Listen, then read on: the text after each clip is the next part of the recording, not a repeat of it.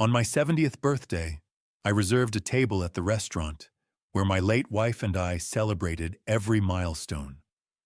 I wanted to feel close to her one last time. But when I arrived, they refused me entry. "Your daughter called, sir. She warned us you're unwell, confused, that you might make a scene." Standing alone in the rain, I questioned everything I thought I knew, until a single father stepped forward, and what he said to me changed everything. "Thank you so much for being here with me today. It truly means more than you know." Before the story continues, take a moment to let me know where you're watching from, your city or country. I love seeing how far these stories travel. Also, a quick note, this story contains some fictional elements added for educational and storytelling purposes. Any similarity to real people or settings is coincidental, but the message I'm sharing with you is meant to be meaningful and helpful. On my 70th birthday, I stood outside the Lexington Room with rain soaking through my wool coat, watching strangers celebrate inside the restaurant where my wife and I had marked every milestone for 40 years. The windows glowed amber in the October dusk. Through the foggy glass, I could see families laughing over wine couples leaning close across candlelit tables, a little boy blowing out birthday candles while his grandparents applauded. The scene looked like a Norman Rockwell painting, warm, perfect, everything a family should be. I wasn't part of that painting anymore. I'd made the reservation 3 weeks ago, right after my last doctor's appointment. Doctor Harrison had given me a clean bill of health, sharp mind, strong heart.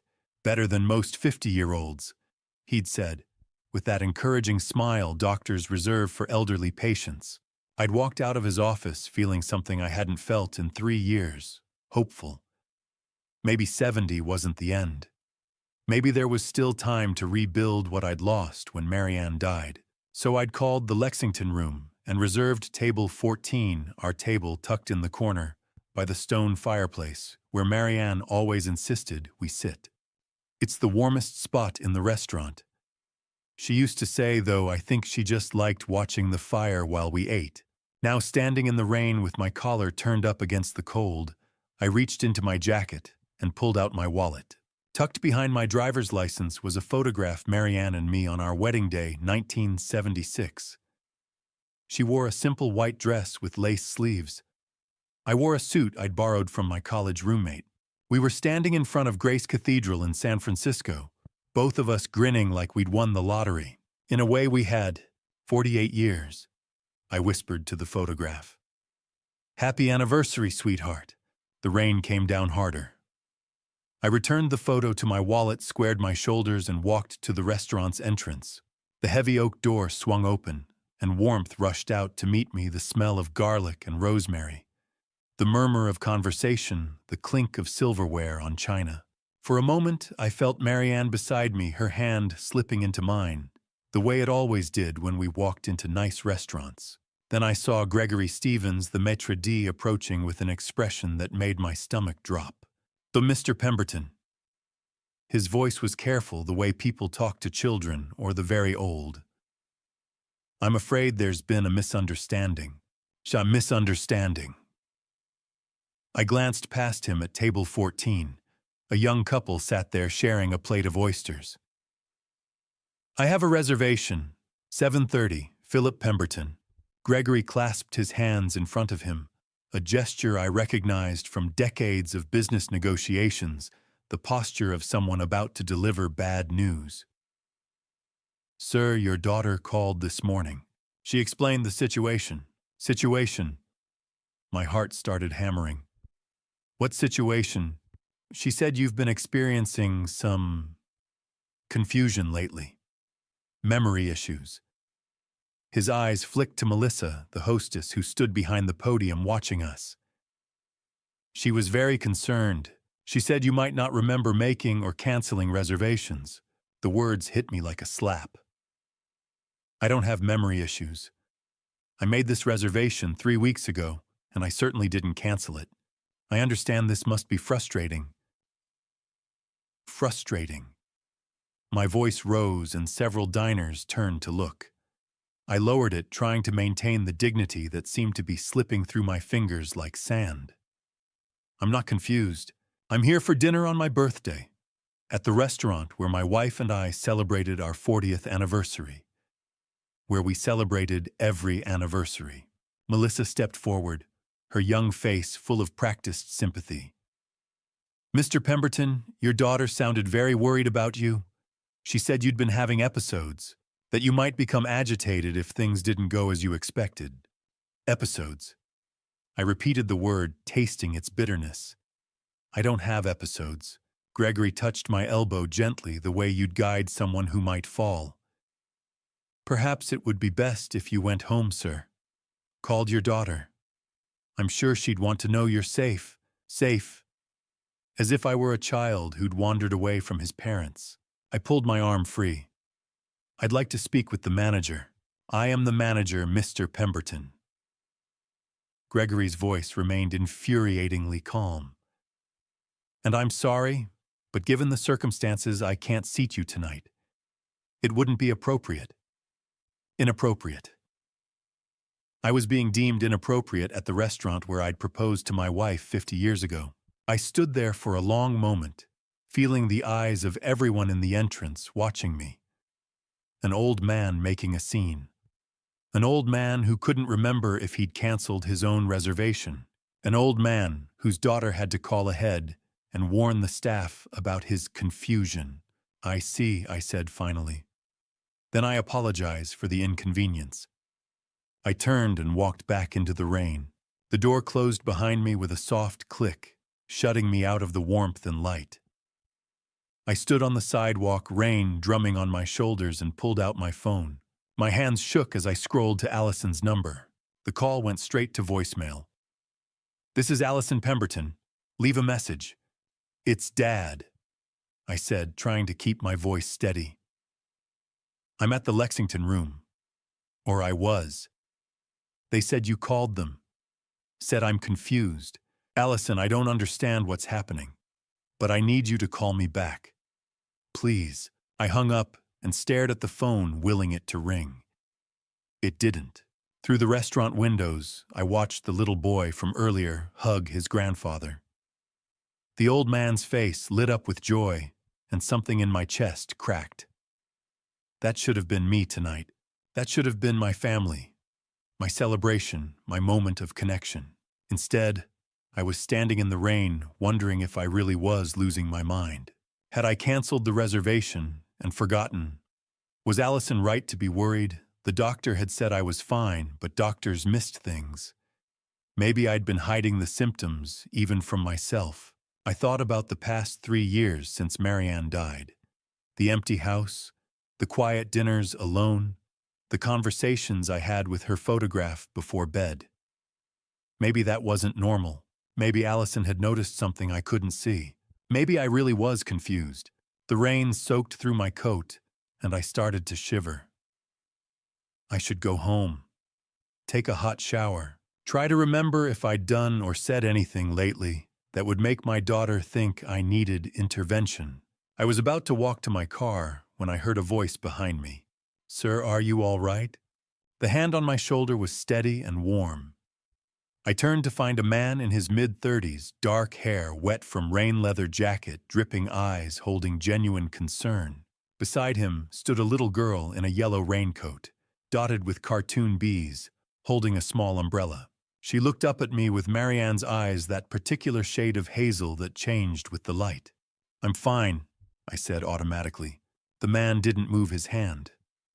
I saw what happened in there. That wasn't right. He gestured toward the restaurant. My daughter and I have a table inside. We'd be honored if you'd join us. I stiffened. That's very kind, but I couldn't impose. It's your birthday, the little girl said suddenly. Daddy heard that man say so, and nobody should be alone on their birthday. That's a rule. My throat tightened. It's your birthday, too. She shook her head, rain flying from her hood. No, silly. It's your birthday. I make the rules in our house. Something in her father's wry smile broke through my resistance. Or maybe it was the way she looked at me, as if whether I came to dinner mattered more than anything. All right, I heard myself say. If you're sure. We're sure, he said. Gregory Stevens's face when he saw us was a masterpiece of barely concealed shock. His professional mask slipped for just a second before he nodded at my companion. "Mr. Warner, your table is ready," so this stranger was a regular. That explained Gregory's restraint. We followed a waitress Willa according to her name tag to a corner booth by the fireplace. The warmth thawed my frozen hands as I slid into the leather seat. The girl bounced in beside me while her father took the opposite side. "See," she said, beaming. "Much better than standing in the rain." I couldn't argue. "I'm Jacob Warner," the man said, extending his hand across the table. "This is my daughter Clara. And you are—" Philip Pemberton." His grip was firm, self-sufficient. I recognized it because I had the same handshake, the kind you develop when you've had to be strong for too long. Clara had pulled out crayons and was already drawing on her placemat. "Do you have grandkids, Mr. Philip?" The question hit me like a punch. No, I don't." "That's sad," she said matter-of-factly. "Grandpas are important." "Do you fish, Clara?" Jacob said gently. "It's all right," I interrupted. "I used to fish with my wife before she—" I stopped. Clara looked up. Her crayon paused. "Did she go to heaven?" I nodded. "Yes, 3 years ago." I'm sorry," she said, and the simple sincerity made my eyes sting. "Heaven's nice, though. That's where my mama is. Daddy says she's watching over us." I glanced at Jacob, saw the tightness around his eyes. "Clara's mother left when Clara was 2 weeks old," he explained quietly. "We haven't heard from her since. 7 years. He'd been raising this bright, compassionate child alone for 7 years. "That must be difficult," I said. "We manage." His tone made it clear he didn't want to dwell on it. "What brings you to the Lexington room tonight?" I looked down at my wedding ring. "My wife and I used to come here for every anniversary. 40 years worth of celebrations at table 14. I gestured toward where the young couple sat. "I thought being here would make me feel closer to her. And instead they turned you away." Jacob said, his jaw tightening. "We ordered pasta for Clara, steak for Jacob, salmon for me." As the food came and conversation flowed, I found my appetite returning. Jacob told me about his work as a software developer working remotely so he could be home with Clara. Clara chattered about 2nd grade, her teacher, Mrs. Morrison, her best friend Sophie, who had a hamster named Cheerio. She had Marianne's laugh, bright and uninhibited, the kind that made everyone smile. And she had dark hair, almost black, that fell in waves around her face. Just like number 1. I was imagining things. Grief made you see connections that weren't there. But then Clara smiled at something Jacob said, and I saw it again, that particular tilt of her head, the way her nose crinkled the dimple in her left cheek, but not her right. Allison used to smile exactly like that. "Mr. Philip." Clara's voice pulled me back. "I made something for you." She pushed her placemat across the table. On it, drawn in crayon, was a stick figure man and a stick figure girl holding hands. Above them, in careful letters, "Happy birthday, Grandpa Philip." My vision blurred. "Clara, this is the best gift anyone's given me in a very long time." "You can keep it," she said proudly. As the meal ended and Willa brought the check, which Jacob insisted on paying, I felt something I hadn't felt in 3 years, connected. These strangers had reminded me that kindness still existed. Jacob pulled a business card from his wallet. "I mean what I said. If you need anything, and I mean anything, please call." I took the card, Jacob Warner Software Development, followed by a phone number.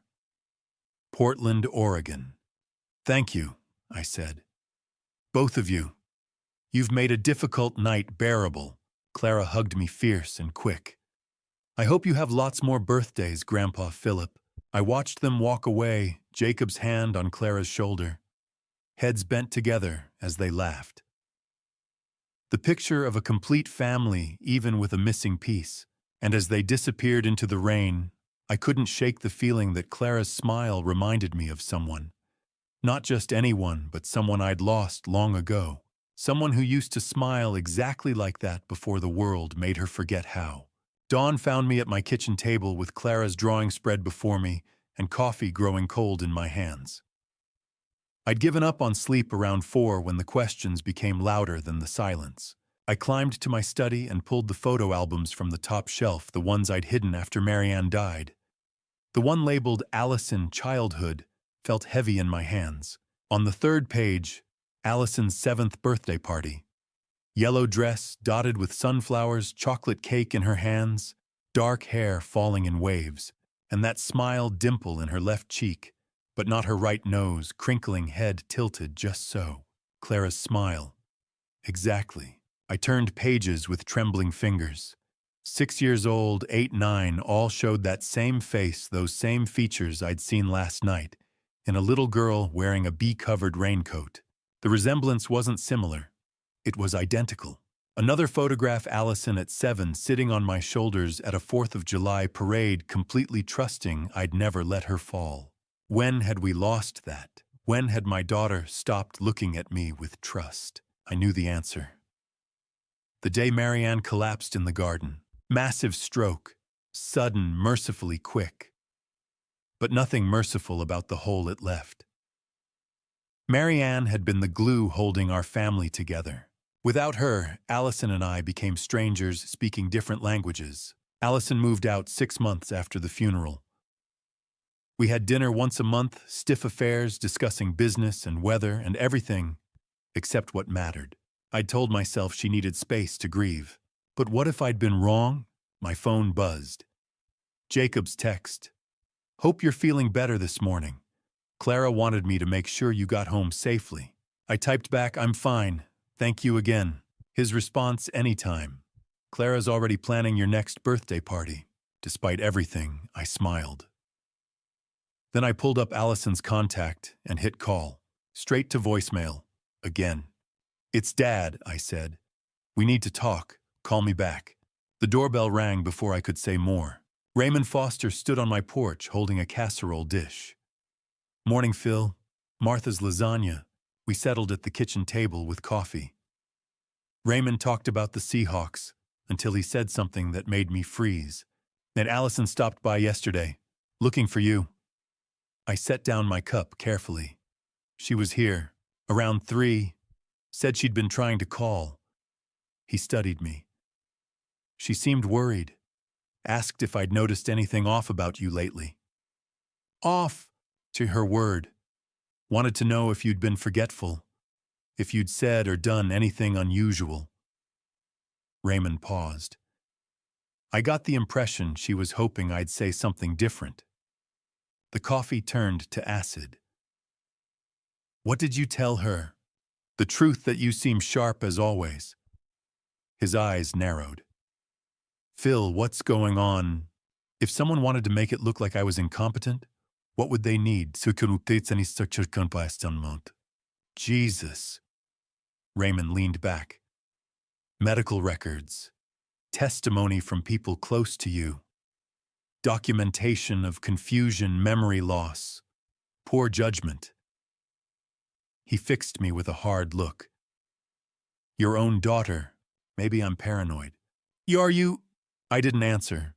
The restaurant incident, the questions to neighbors, the careful construction of a narrative about my declining mental state, it all fit too perfectly. After Raymond left, I pulled out Jacob's business card. Portland, Oregon. Clara's mother left 7 years ago. 7 years ago was 2017. The same year Allison took that sabbatical from Pemberton Holdings. 8 months of finding herself. She'd come back different, harder, colder, more focused on business. What if she hadn't been traveling? What if she'd been in Portland? I opened my laptop and searched, Portland, Oregon mother abandons baby 2017. The third result? A human interest story from the Oregonian, March 2017. Single father raises newborn after mother's disappearance. The article was short. a young software developer named Jacob Warner, whose girlfriend left 2 weeks after giving birth. The girlfriend's name, Elena Warner, though the reporter noted Warner might not have been her real last name. Elena, not Allison, but the timeline matched. February 2017, when Allison would have been in Portland. The article said Elena claimed to be a 22-year-old college student, though Jacob suspected she was older. Allison was 30 in 2017. I sat back, heart hammering. The photo album still lay open on the table, 7-year-old Allison grinning with that dimpled smile. I looked from the photograph to Jacob's business card to the newspaper article on my screen. The resemblance was undeniable. The timeline matched perfectly, and the woman who'd abandoned Jacob and Clara was exactly the age Allison would have been in exactly the city where Allison had found herself. Elena Warner, Allison Margaret Pemberton. Even the initials were almost the same. I thought about Allison's coldness these past 3 years, her sudden interest in my health, my memory, my confusion, the canceled reservation at the Lexington room, Raymond's revelation that she'd been asking neighbors about my mental state. She wasn't just stealing from me or trying to gain control of my assets. She was trying to bury a secret. A 7-year-old secret with dark hair and a dimpled smile who called strangers Grandpa without hesitation. My hands shook as I closed the laptop. I needed more than suspicions and circumstantial evidence. I needed proof. I needed to know exactly what Allison had been doing, what she was planning, how deep this deception went. And I needed to know if Jacob had any idea who Elena really was. But first I needed to see what else my daughter might have left behind. What other evidence she'd planted or stolen. What other pieces of this puzzle were hidden in my own home. I looked at the clock, 11:47 a.m. The whole morning had vanished while I'd been lost in photographs and newspaper archives and terrible realizations. I stood up my knees protesting and looked around my study at the filing cabinets full of decades of documents, at the safe hidden behind Marianne's favorite painting, at the security camera mounted discreetly in the corner. If Allison had been building a case against me, there would be evidence. Medical records I'd never seen. Forged documents. Things missing that should be here. The timeline matched. The resemblance was undeniable. And if I was right about what I suspected, then everything I thought I knew about my daughter was a lie. Suspicion was one thing. Proof was another. I spent the rest of Saturday trying to convince myself I was wrong, that the coincidences meant nothing. But by 2 a.m, lying awake in the dark, I knew I couldn't wait until daylight. I had to know what else Allison had been hiding. I went downstairs to my study, the house silent except for the creak of floorboards. If Allison had been building a case to have me declared incompetent, there would be evidence. And if she'd been careful enough to cancel my restaurant reservation and question my neighbors, she'd left a trail. I moved to the wall safe hidden behind a painting of the Columbia River Gorge, Marianne's favorite. My hands shook as I spun the combination.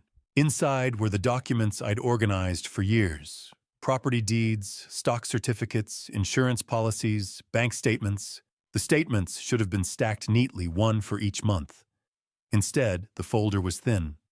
I spread them across my desk. January, February, then a gap. June, July, August. September was too recent. March, April, and May were missing. 3 months gone. And those were the months when I'd started feeling foggy, when I'd begun doubting my own memory. I called the bank's 24-hour service line. After security questions, the representative returned. Mr. Pemberton, there are 2 authorized users, yourself, and Allison Pemberton added 6 months ago with full privileges. My stomach dropped. I didn't authorize that. Our records show you came into the branch. Your signature is on file. I hadn't been to the bank in over a year. Not since Marianne died. Any unusual withdrawals, I asked. There have been several transfers to another institution. Approximately $85,000 over 4 months. $85,000. My money taken while I trusted her. I ended the call and sat in the dark. Breathing slowly, then went to the master bathroom. The medicine cabinet held the usual bottles, blood pressure pills, vitamins, allergy medication. But pushed to the back was one I didn't recognize. Lorazepam, 2 milligrams. Take 1 tablet as needed for anxiety. The prescription was in my name, filled 2 months ago at a pharmacy I'd never visited. Prescribing physician Dr. Brady Thornton. The bottle was nearly empty. I had never taken a single pill. I'd never seen it before. Then I remembered. 2 months ago, Allison had started bringing dinner twice a week. "You shouldn't eat alone, Dad," she'd said. Thoughtful meals, careful portions, and after every dinner I'd felt exhausted, barely able to climb the stairs. I'd blamed age and grief, but what if it hadn't been natural? I went to Marianne's dressing room and opened the antique jewelry box from her grandmother. Inside were the pieces she cherished: pearls, a garnet ring, the diamond earrings from our anniversary. The velvet compartment where the Victorian diamond brooch belonged was empty. That brooch was worth at least $50,000. I knew it had been there 3 months ago. I was certain. My hands shook as I returned to the study and opened the home security system. The cameras stored footage for 90 days. I scrolled through the nights. 6 weeks ago, 11:22 p.m. The footage jumped to 11:47. 25 minutes missing. 5 weeks ago, 6:43 p.m., 8 minutes gone. 3 weeks ago, 2:17 a.m., 15 minutes erased. Someone had been in my house deleting evidence. And I knew who. I stared at the screen, sick with clarity. My daughter, the child I raised, the woman I trusted, had been stealing from me, drugging me, and constructing a story of my mental decline. But why go this far? If she wanted money, I would have given it. If she wanted the company, we could have planned it. Unless it wasn't just about money. Unless it was about stopping me from asking questions. From discovering what she'd done 7 years ago in Portland. From finding out about Clara. My gaze fell to the wastebasket. On top was a document I didn't remember throwing away. Psychiatric evaluation confidential. Patient Philip James Pemberton, age 70. Evaluating physician Brady Thornton, M.D. It diagnosed early-stage dementia and recommended immediate guardianship. I searched the Oregon Medical Board. No results. I called hospitals in Portland. No Dr. Brady Thornton had ever existed. The evaluation was a forgery. Sitting there, I finally understood Allison's plan. She wasn't just stealing money. She was building a legal case to have me declared incompetent, to take control of everything I owned, to put me somewhere I couldn't interfere.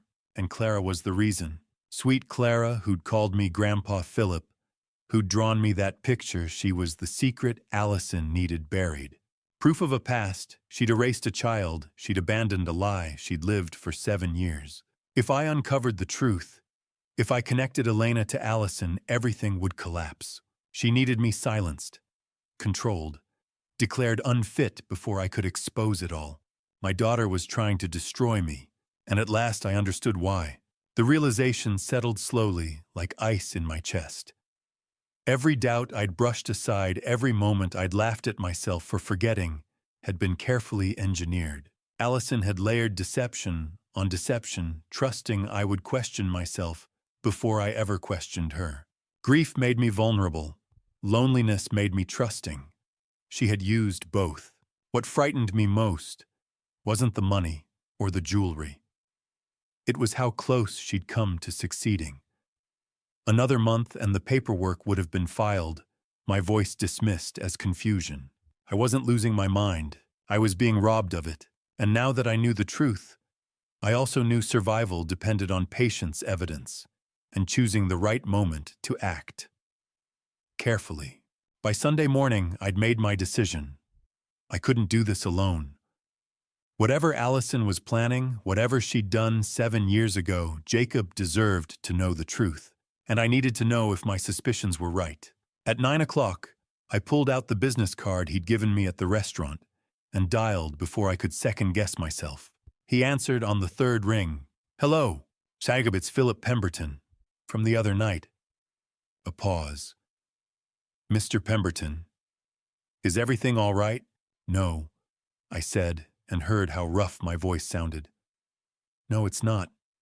I need to ask you something about Clara's mother. The silence on the other end stretched so long, I thought the call had dropped.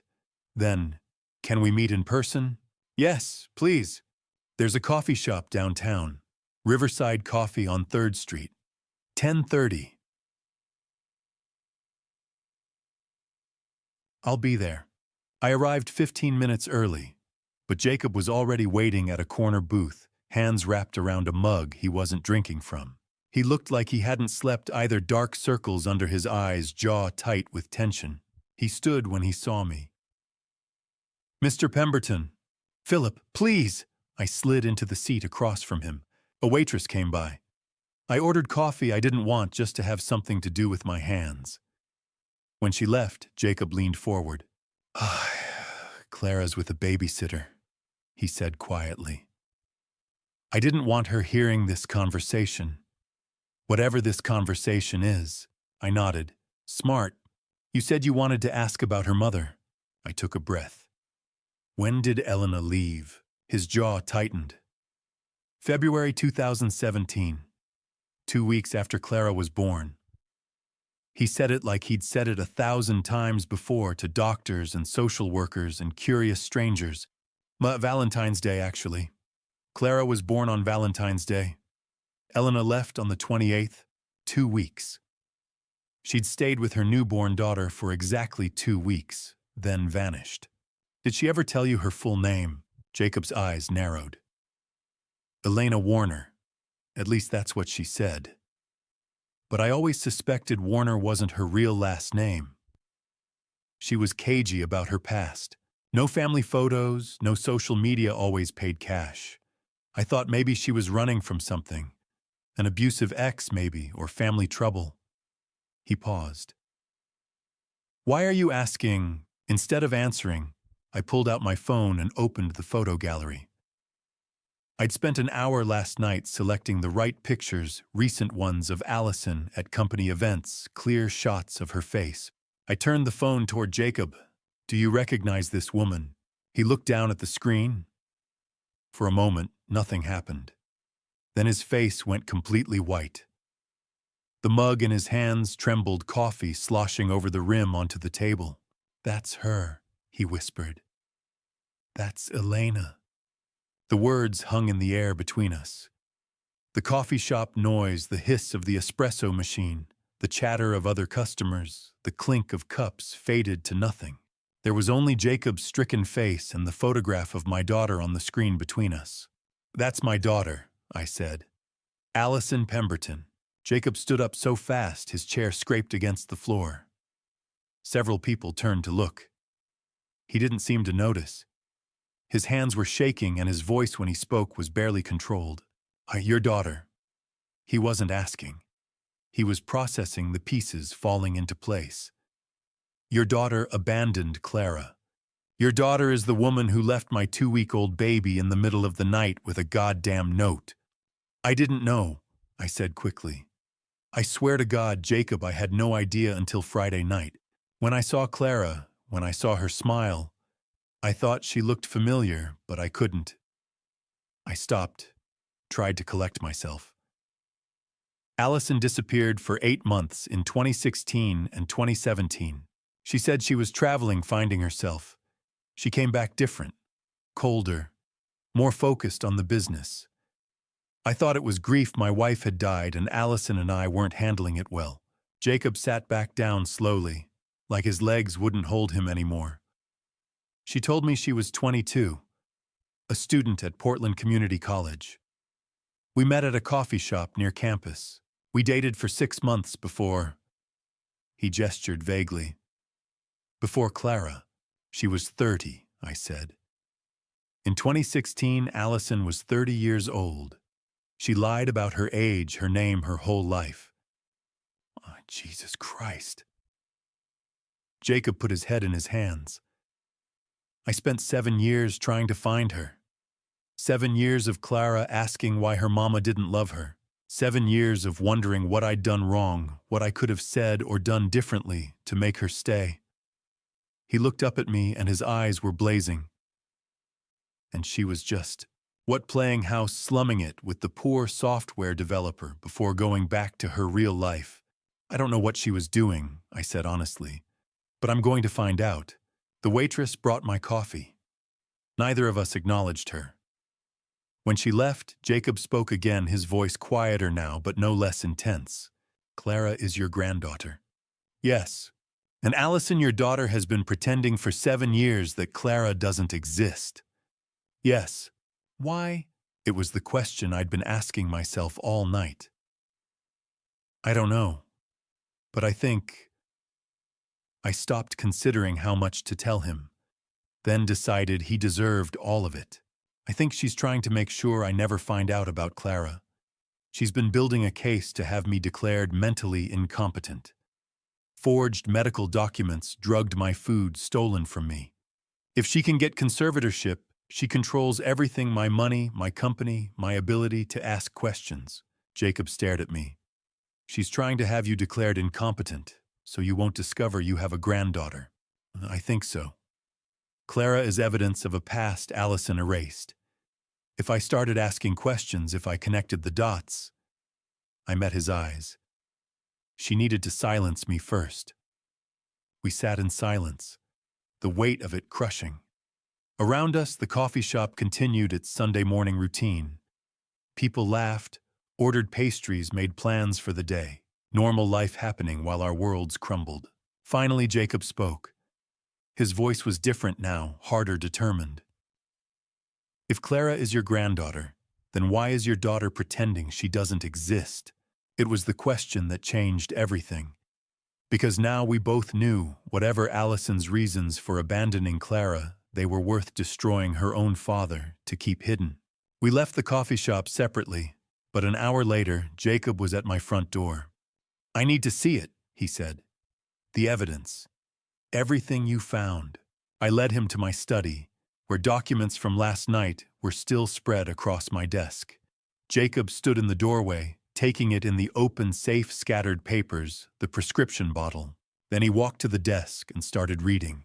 I watched him examine the bank statements with missing months, the lorazepam bottle, the fake psychiatric evaluation. His jaw clenched tighter with each piece. Finally, he looked up. She's building a case to prove you're incompetent. I know. But why go to these lengths? He gestured at the evidence. If she wanted money, there are easier ways. That's what I can't figure out. If she just needed money, I would have given it to her. This is scorched earth. Jacob was quiet, thinking. Then, how much is Pemberton Holdings worth? Conservatively, $15 million, with real estate and investments closer to 20. He let out a low whistle. And if you were declared incompetent? With conservatorship, probably Allison. She's my only child, she already works there. Control the company, control your assets, control your ability to ask questions. He picked up the lorazepam bottle. And if you're drugged and confused, no one would believe you if you tried to fight it. And Clara. Clara is a loose end. His voice was flat fury underneath. Proof of Allison's past. If you discovered Clara exists, she needed you silenced first. We stood in silence, the weight settling over us. Ma, we need proof, I said finally. Real proof Clara is my granddaughter. Something that would hold up legally. DNA test. Can you get a sample from Clara hair from her brush? Yeah, I can do that. I'll find a private lab, somewhere discreet. And if the test confirms it, Jacob asked, then we figure out how to stop Allison and protect Clara. Jacob extended his hand. Partners. I took it. Partners. We stood there, two strangers, 48 hours ago, now bound by a little girl with dark hair and a woman who'd betrayed us both. Then Jacob cleared his throat. There's something else you should know. I waited. That night at the restaurant when I invited you to join us. He paused. That wasn't a coincidence. My stomach tightened. What do you mean? I've been looking for Elena for 7 years. About 3 months ago, I was doing another search. Found a business article about Pemberton Holdings.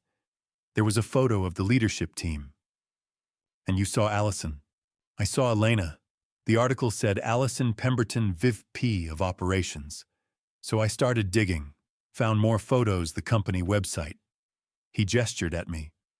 Found you. And Elena had a photo in her Portland apartment. An old picture from a company picnic, you and a teenage girl.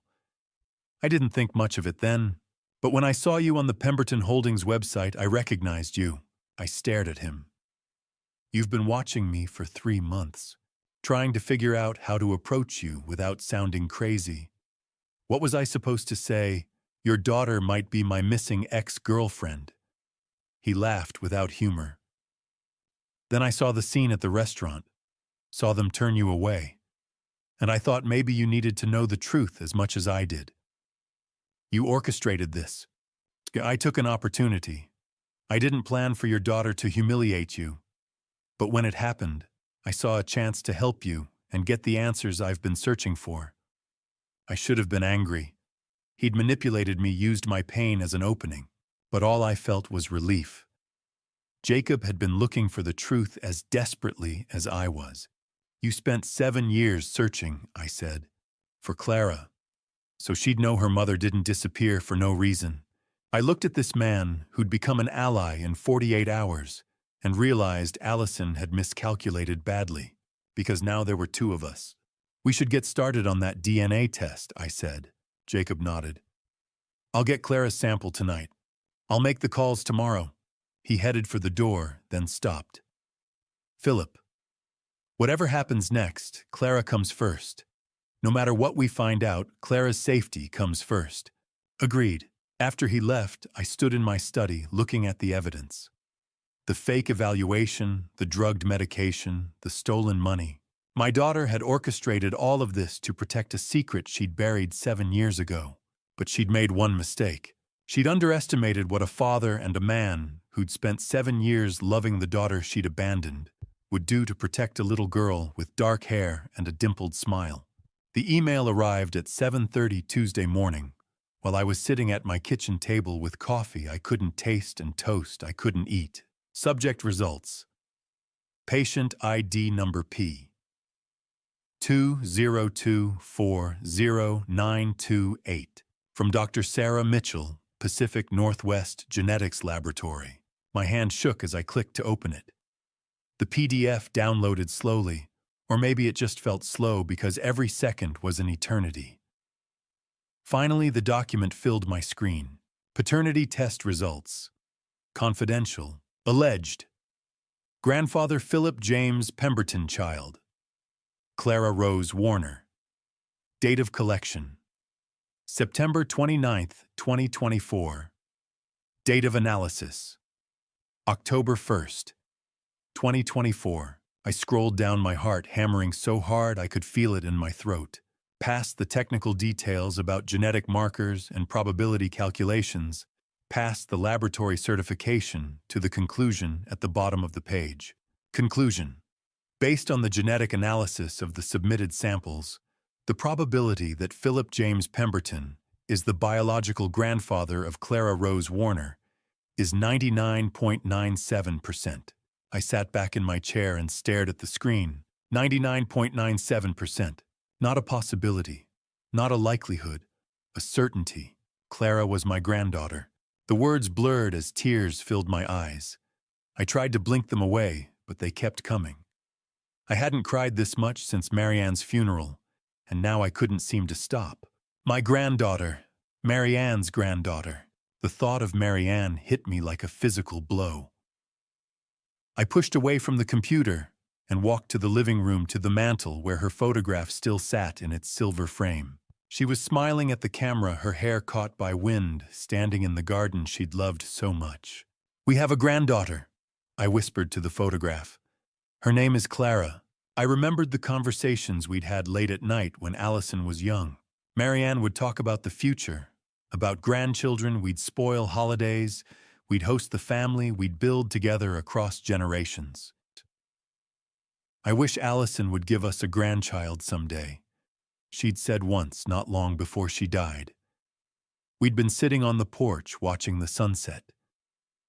"I want to see what kind of mother she'll be," I want to teach her grandbaby all the things I taught her. You will?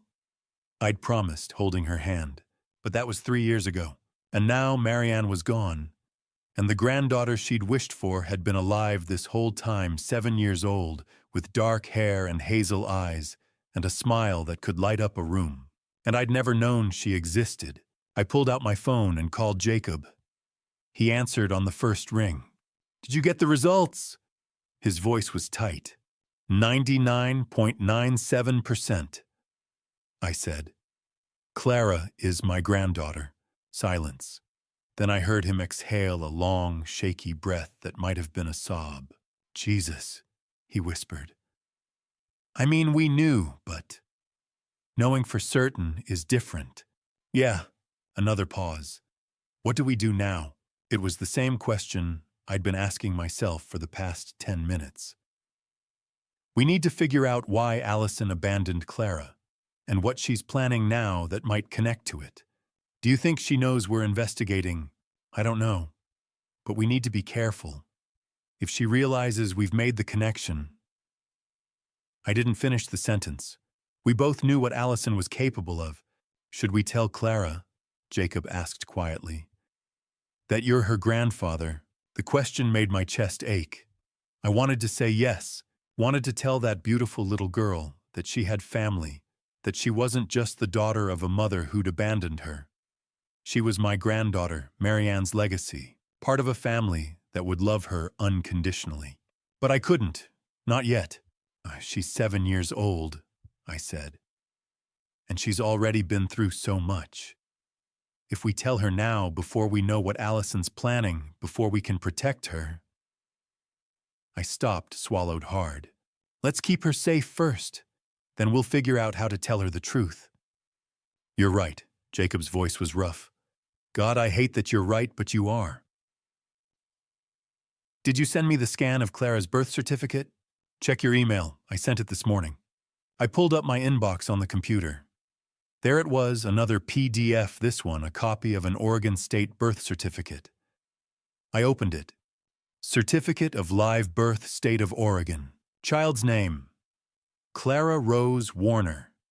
Date of birth, February 14th, 2017. Place of birth, Providence, Portland Medical Center, Portland, Oregon. Mother's name, Elena Margaret Warner.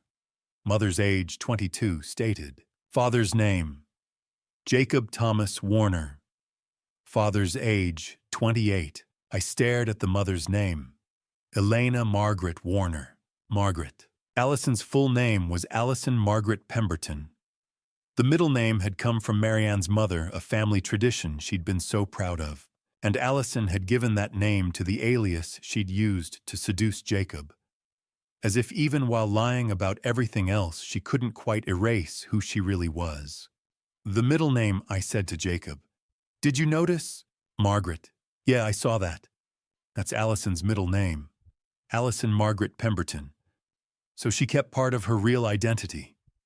Jacob said slowly. Even while lying about everything else. Maybe she couldn't help it. Or maybe... I studied the birth certificate again. Maybe she wanted to leave a trail, some part of her that could be found if anyone looked hard enough. But you didn't look, until now. No. The word tasted bitter. I didn't. I printed out the birth certificate and the DNA results, then filed them carefully in a folder I labeled simply Clara. Evidence, but also something more, proof of a connection I should have known about 7 years ago. Valentine's Day. Clara had been born on Valentine's Day 2 weeks before Allison abandoned her. 2 weeks before she came back to Greenwood Hills and slipped back into her old life as if nothing had happened. What had those 2 weeks been like? Had Allison held her baby, fed her, looked at Clara's face and felt anything at all? Or had she already been planning her escape? I looked at Marianne's photograph again. I'll protect her, I promised. I'll make sure Clara knows she's loved, that she belongs to a family, even if that family was broken, even if the person who should have loved Clara most had thrown her away. My phone buzzed. A text from Jacob. Thank you. For wanting to be her grandfather.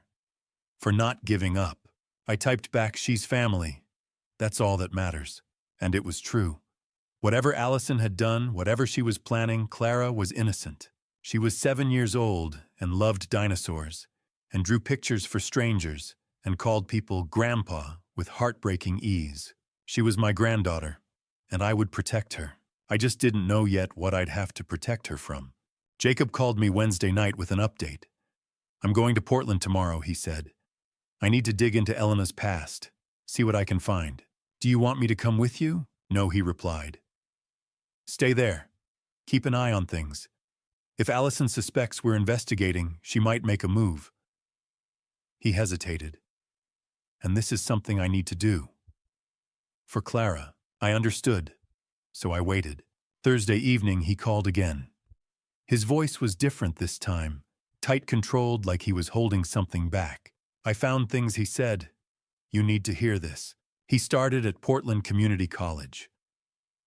The registrar's office was tucked behind the main administration hall, staffed by a middle-aged woman who barely looked up as she typed. I need information about a former student, Jacob said. Elena Warner. Fall 2016. The registrar frowned at her screen. I'm not seeing any record of an Elena Warner enrolled that term. Are you certain of the name? Could you try Allison Pemberton? Her fingers paused, then resumed. Yes. Allison Pemberton. She audited 2 courses in fall 2016, Psychology 101 and Creative Writing. Not degree-seeking. Something clicked for Jacob. Elena hadn't truly existed. She'd created a version of herself that couldn't be easily traced. Can I contact the instructors? The registrar hesitated, then nodded. Psychology was taught by Professor Linda Anderson. She's still here. Professor Anderson's office was cluttered with books and papers. She studied Jacob carefully when he mentioned Allison. I remember her, she said. Quiet. Sat in the back. Rarely spoke. But her written work was excellent. She paused. She dropped the class after midterms. That surprised me. Did she explain why? She said she was pregnant. Said she needed to focus on that. Professor Anderson tilted her head. You're the father, Jacob nodded. She told me she was 22, the professor said softly. I thought she was handling things well for someone so young. She was 30, Jacob said. Professor Anderson exhaled. Then I'm sorry. For you. And for the child. From the college, Jacob drove to the southeast Portland apartment where Elena had lived. The landlord, Mrs. Rodriguez, remembered her immediately. That girl, she said, shaking her head. She vanished in the middle of the night. Left most of her things behind. Owed me 2 months' rent. What happened to her belongings? I donated most of it. But I kept a few things in storage. She studied Jacob. You're the baby's father. Yes. She hurt you. Yes. Mrs. Rodriguez led him to a wire storage cage in the basement and pulled out a small box labeled 3B, Warner. Not much, she said. But there's this. She handed him a blue spiral notebook, a journal. I read it in my car, Jacob told me. I couldn't wait. It began in September 2016, when Allison arrived in Portland. She wrote about running away from me from the company, from expectations she couldn't meet. She wrote about suffocation, grief, and feeling invisible after my wife died. Then she wrote about meeting Jacob, about lying easily, pretending to be younger, free. She writes about getting pregnant in December, Jacob said. And everything changes. Changes how I asked. Fear, panic. She wants to run again but doesn't know where. He swallowed. I'm going to read you something. The entry was dated February 10th. 4 days before Clara was born. I can't do this. I'm not ready to be a mother. I thought a baby might give me purpose, make me real. But all I feel is terror. Dad would disown me if he knew. Not just about the baby, but the lies, the fake name, the running. I can't bear the disappointment. Better to never tell him. Better to let him believe I'm still his perfect daughter, even if it means abandoning this child. Even if it breaks Jacob's heart. I'm a coward. I know that. I just don't know how to be anything else. I couldn't speak. There's more, Jacob said. The final entry was dated February 27th. I have to go home. I have to fix this. And I have to make sure no one ever finds out about the baby. If Dad learns about Clara, he'll try to fix it. He'll get involved. Everyone will know what I did, that I ran away, that I abandoned my own child. I can't let that happen. So I'm burying this. Portland Elena Warner, the baby, none of it ever existed. And if Dad starts asking questions, I'll make sure he can't. Whatever it takes. Whatever it takes, I repeated. She decided then, Jacob said. Not the abandonment, but the silencing. I thought of the forged evaluations, the drugged meals, the missing money. She wrote the blueprint 7 years ago, I said, and she's been following it ever since. Yes, I looked at the DNA results on my desk, the birth certificate, the truth she'd tried to erase. Thank you, I said. I did it for Clara, Jacob replied. But we have to be careful.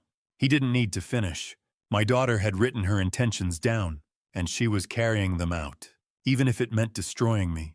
That night, after Jacob told me about the journal, I asked him to tell me everything.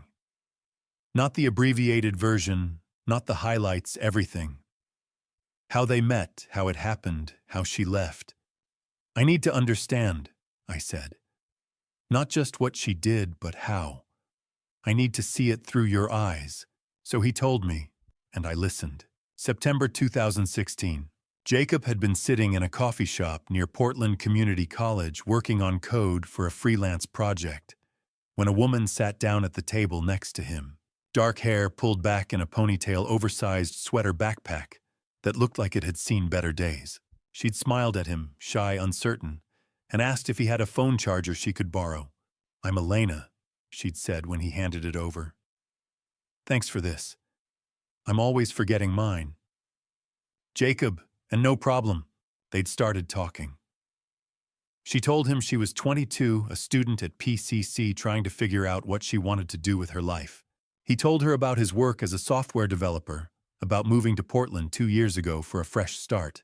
She'd laughed at his jokes, asked questions about his work, seemed genuinely interested in everything he said. She made me feel seen, Jacob told me, like I mattered.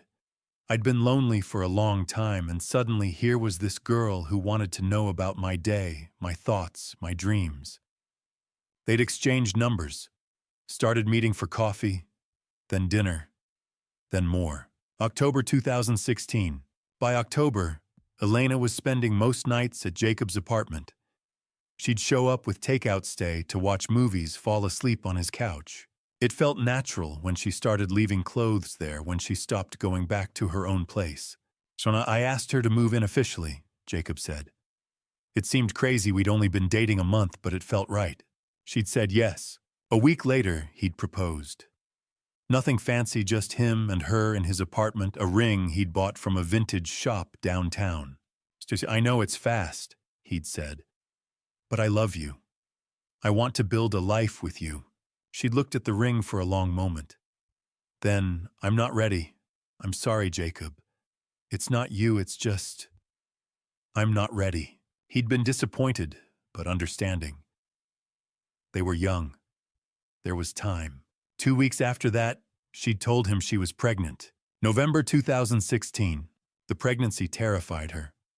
Jacob could see it in her eyes every time she looked at the positive test, every time someone mentioned babies or asked when she was due. I can't tell my family, she'd said one night, curled up on the couch with her arms wrapped around her knees. Why not? They wouldn't understand. My father. She'd trailed off, shaking her head. He's very strict, very traditional. If he knew I was pregnant and unmarried, if he knew about you. What about me? You're not what he'd want for me. She'd said it apologetically, but the words had stung anyway. Jacob had promised he'd take care of her and the baby, that she didn't need her family's approval, that they'd be okay on their own. She'd nodded, but he could tell she didn't believe him. February 14th, 2017. Clara was born at Providence Portland Medical Center on Valentine's Day. 7 pounds, 3 ounces. Dark hair, surprisingly alert eyes, a cry that filled the delivery room. The nurses had placed her on Elena's chest for skin-to-skin contact. Elena had looked down at her baby, with an expression Jacob couldn't read. Not love, not joy, not even curiosity. Just nothing. I thought it was shock, Jacob told me. Or exhaustion. Labor had been long. I told myself she'd bond with Clara once they got home, once she'd had time to rest and process. But the emptiness in Elena's eyes never went away. For 2 weeks, she went through the motions. Changed diapers, fed Clara bottles, held her when she cried. But there was no connection, no warmth. She moved like a robot, doing what needed to be done without any emotion behind it. Jacob had called the hospital worried about postpartum depression. They'd scheduled an appointment for the following week. Elena never made it to that appointment. February 28th, 2017. Jacob woke at 3 in the morning to Clara's crying. He'd reached across the bed, automatically expecting to find Elena to take turns soothing their daughter the way they'd been doing for 2 weeks. The bed was empty.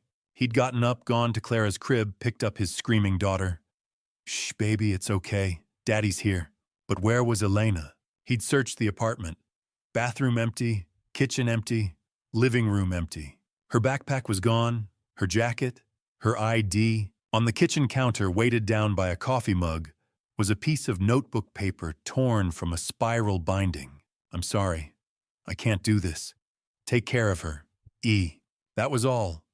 No explanation, no phone number, no forwarding address. Just a baby screaming in his arms, and a note that changed his life forever. I called her phone. Jacob said, his voice hollow with the memory. Over and over.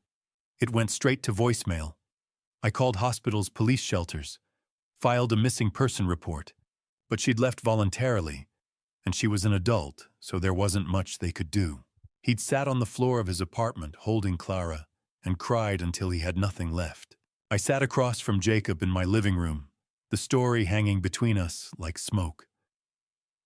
Outside it was dark. We'd been talking for hours.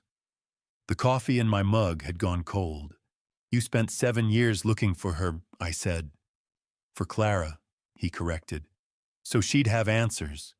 So when she got old enough to ask why her mother left, I could tell her something beyond 'I don't know.'"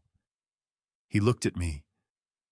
I wanted to understand, and I wanted Clara to know it wasn't her fault, that there was a reason, even if it was a terrible one. "And now you have your answer." "Yes." His smile was bitter.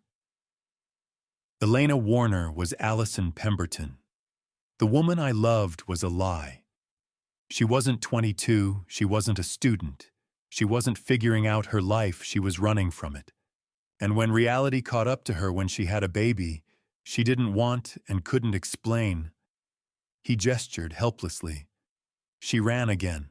I thought about Allison at 7 years old, sitting on my shoulders at the 4th of July parade, about the journal entry where she wrote that she wasn't ready to be a mother, that I would disown her if I knew. She'd been so wrong. I would never have disowned her.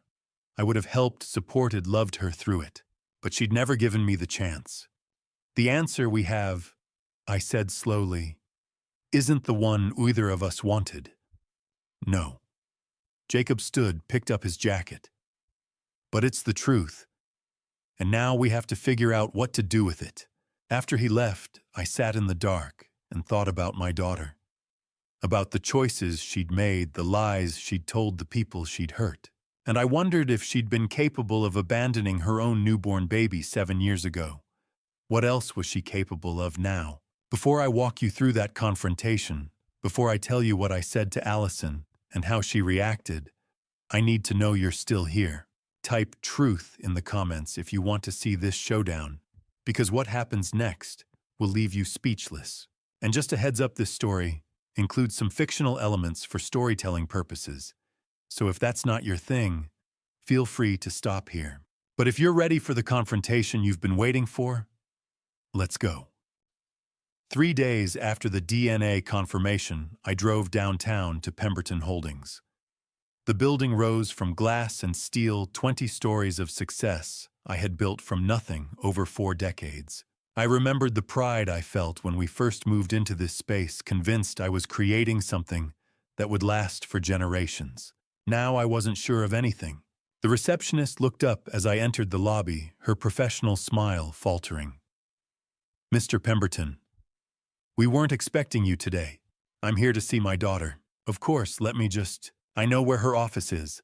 I walked past the desk before she could call ahead. The elevator ride to the executive floor felt endless. In the reflection of the polished doors, I barely recognized myself, older, harder, angrier than I'd been only a week ago. Allison's office sat at the end of the hall overlooking the city she loved. I didn't knock. I opened the door and stepped inside. She was seated at her computer reviewing reports. When she saw me, surprise flickered across her face, real, unguarded. "Dad." She stood. "What are you doing here?" I closed the door and locked it. The sound echoed. "I met someone interesting this week," I said calmly. "A man named Jacob Warner." I watched her face change. Color drained from her skin. "And his daughter?" I continued. "Clara, 7 years old. Dark hair, hazel eyes, a dimple in her left cheek." I stopped in front of her desk. "Your eyes, your dimple, your daughter." Allison lowered herself into her chair, gripping the desk. "I don't know what you're talking about." "Don't lie to me anymore," I said. "I have DNA results. 99.97% probability. Clara Warner is my granddaughter. Your child." Silence filled the room. Outside the window, the city kept moving. "How did you find out?" she whispered. "Does it matter?" "Yes. You left traces," I said. "Even when you ran, you couldn't fully disappear. Elena Margaret Warner. You kept your middle name." Her jaw tightened. "Why did you come here? Why did you abandon your daughter?" "I was young. I made a mistake." "You were 30, I said sharply. "You made a choice." Her voice rose. "What was I supposed to do? Come home and admit I'd been living under a fake name, that I'd had a baby with someone I barely knew?"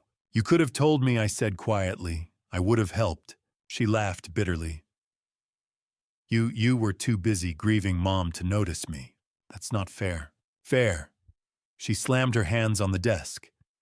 "Mom died and you disappeared. I lost both parents in one day. I was grieving, so was I." Her voice cracked. "I needed you. You weren't there. I wanted to deny it, but I couldn't." "I'm sorry," I said. "I should have been better. But this isn't about then. This is about what you did to Clara. And what you're doing to me now." Her expression closed. "I don't know what you mean. Why did you cancel my reservation at the Lexington room? Why did you tell them I was confused?" "Because you are," she said calmly. "You're 70. You forget things." "I'm not forgetting anything," I said. "You've been building a case, questioning neighbors, stealing statements, drugging my food. You're paranoid. I found the evaluation." I dropped the paper on her desk. "Dr. Brady Thornton doesn't exist. You forged this to declare me incompetent and silence me." She stared at the document, then looked up. Her eyes were cold. "You need to leave. We're not finished." "Yes, we are." She lifted her phone. "Leave now or I call security." I looked at my daughter and felt something break. "She's 7, I said softly. "Clara is 7. She draws pictures for strangers and calls them Grandpa because she's desperate for family. She doesn't know her mother abandoned her."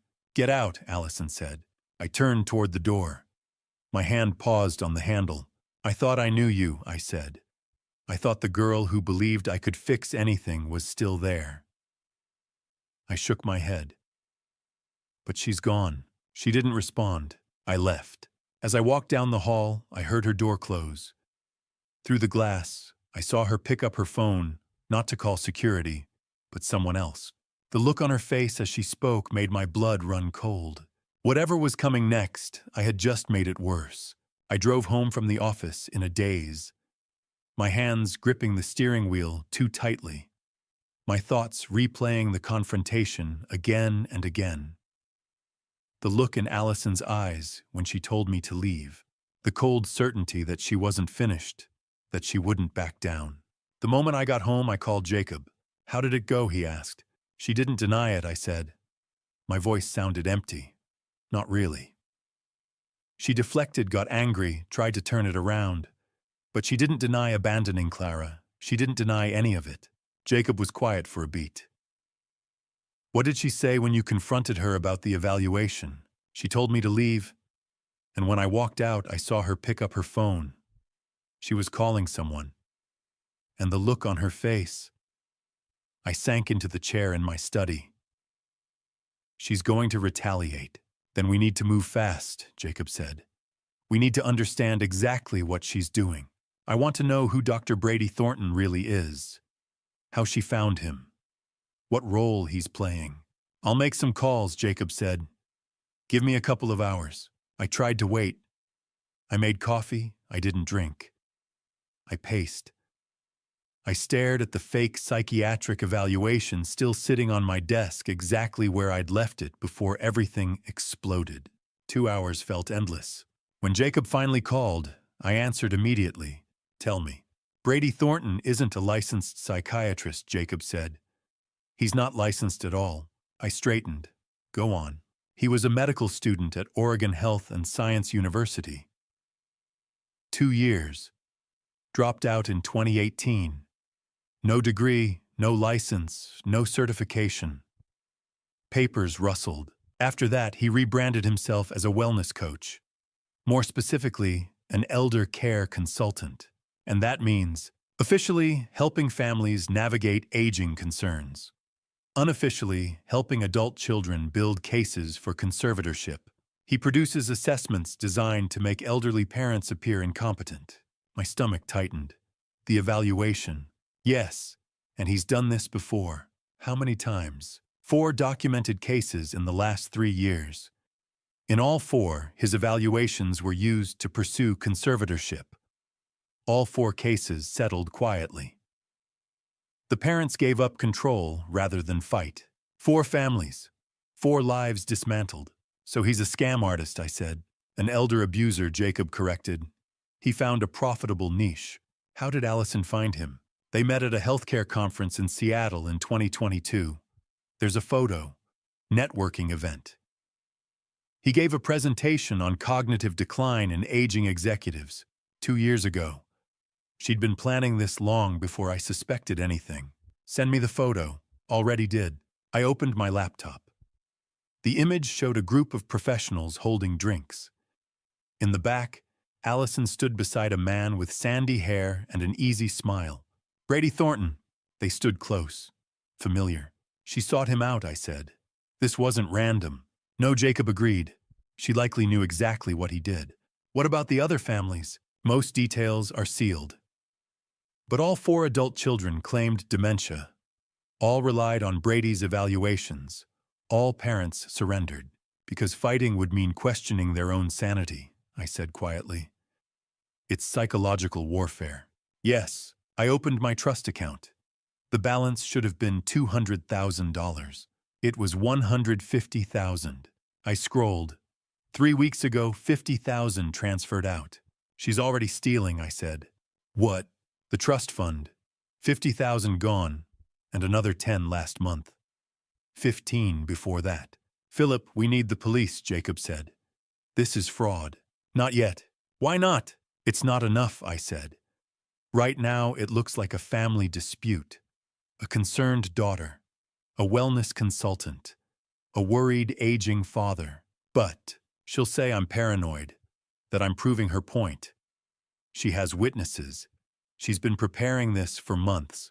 So what do you want to do?" I looked around my study, at the documents, at Marianne's photograph.